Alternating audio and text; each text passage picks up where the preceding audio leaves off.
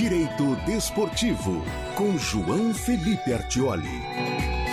Doutor João Felipe Artioli, toda segunda e sexta. Ontem, como não tivemos o programa por conta do Jogo do Brasil, o doutor Felipe Artioli hoje com a gente no Direito Desportivo. E tem algo muito interessante que a gente sempre observa em Copas do Mundo, que são jogadores naturalizados, né? Jogadores estrangeiros jogando em outras seleções. Tem um Embolo, por exemplo, que é um caso que ficou muito marcado nessa Copa do Mundo, né? Ele que é camaronês, joga pela seleção da Suíça, fez um gol contra Camarões e não comemorou. Doutor João Felipe Artioli, traz um pouco desse cenário pra gente. Boa tarde, doutor.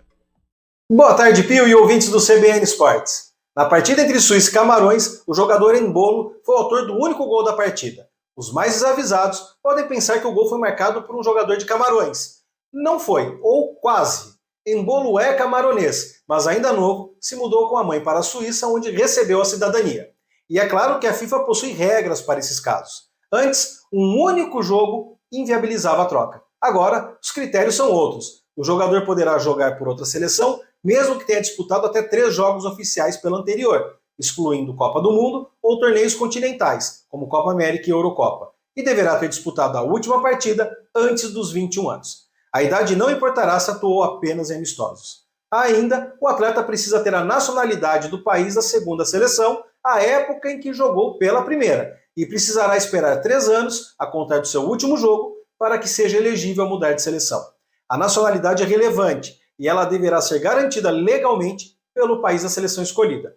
Além disso, o jogador deverá ter nascido ou ser filho ou neto de quem nasceu naquele país, ou deverá morar no país de maneira contínua por 5 anos, se já tiver passado dos 10 anos de idade quando se mudou para lá. Se ele se mudou antes dessa idade, o prazo cai para 3 anos.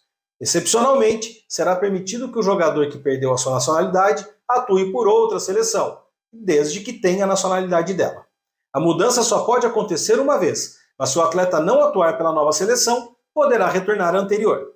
Apesar de tudo isso, o jogador precisará provar que não passou a viver em determinado país apenas pelo propósito de defender aquela seleção. Isso é fundamental para prevenir abusos como a compra de nacionalidade e para proteger a integridade esportiva das competições. Alguns preferem optar por outra nacionalidade para poder jogar por outra seleção, mas a maioria é por causa do fluxo migratório, principalmente no caso de atletas de origem de países africanos. Ótima semana e até sexta! Eu, doutor João Felipe Artioli, até sexta-feira.